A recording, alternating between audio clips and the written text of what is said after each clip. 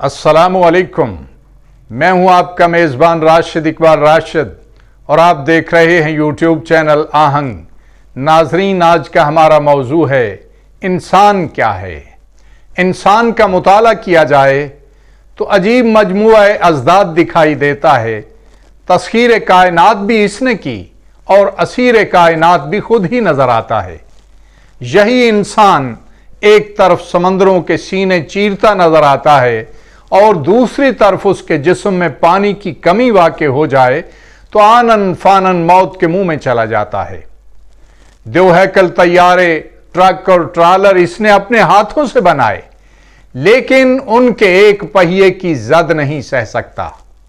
بجلی جیسی آفت انسان ہی کی ایجاد ہے، مگر اس کا ایک جھٹکا اس کے لیے جان لیوا بن جاتا ہے۔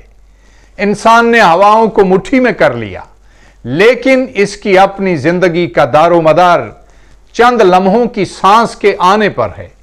انسان کی طاقت کا عالم یہ ہے کہ اس نے ہاتھی کو اپنی سواری بنایا، شیر کو سرکس کا تماشا بنایا، اونٹ کو بار برداری کا ذریعہ بنایا اور گھوڑے کو سدا کر اپنا غلام بنایا۔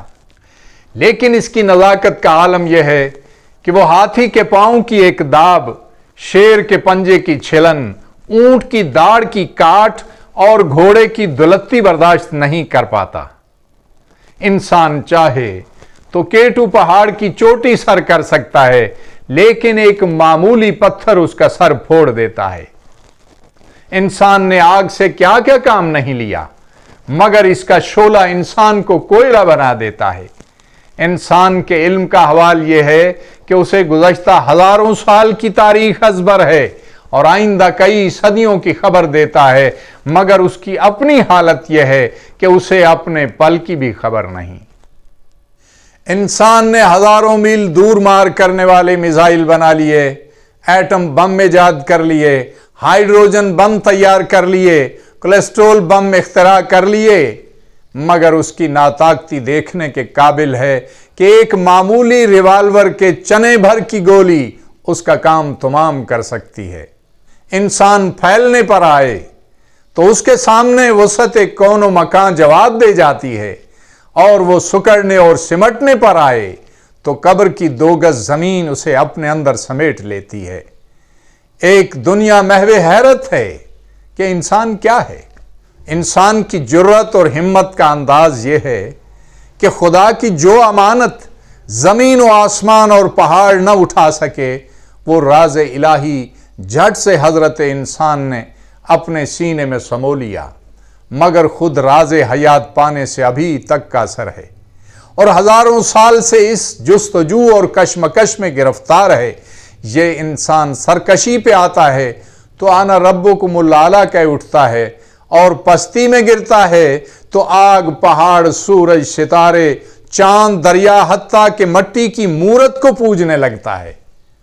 اس انسان نے انٹرنیٹ، ای میل اور ٹیلی فون کے ذریعے اپنی بات ہزاروں میل تک پہنچا دی، مگر دوسری طرف حال یہ ہے کہ اپنے سامنے رہتے ہوئے اور پہلو میں بستے ہوئے انسان کے دل میں اپنی بات نہیں اتار سکا۔ ورنہ یہ غلط فہمیاں کیوں ہیں اور جنگ کی تباہ کاریاں کس لیے ہیں؟ انسان کی مختاری اور مجبوری کا فلسفہ آج تک کھل نہیں سکا، اور اس کے ڈانڈے اس قدر ملے ہوئے ہیں کہ درمیان میں کسی باریک سی لکیر کا گزر ممکن نہیں۔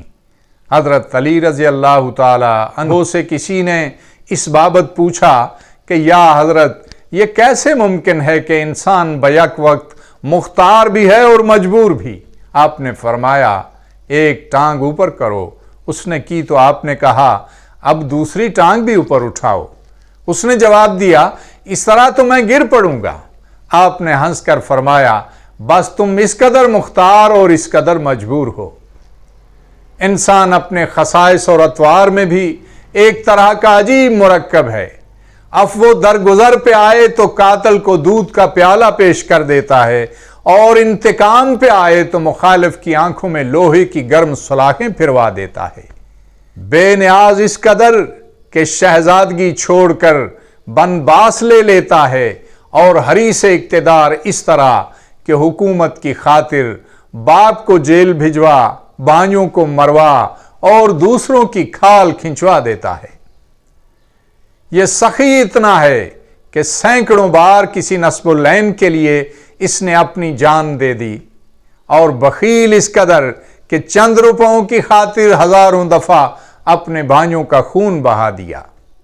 دنیا سمیٹنے پہ آتا ہے تو یوں معلوم ہوتا ہے گویا ہزاروں برس جیے گا، اور ایثار کرنے پہ آئے تو یوں دکھائی دیتا ہے کہ کل مرنے والا ہے۔ المختصر یہ کہ شاید یہی تضاد ہے جو انسانی دنیا کو دلچسپ اور پرکشش بنائے ہوئے ہے، ورنہ دنیا کب کی اپنی صف لپیٹ چکی ہوتی۔ ناظرین، ایک نئے موضوع کے ساتھ پھر حاضر ہوں گے۔ دیکھتے رہیے یوٹیوب چینل آہنگ۔ اللہ حافظ۔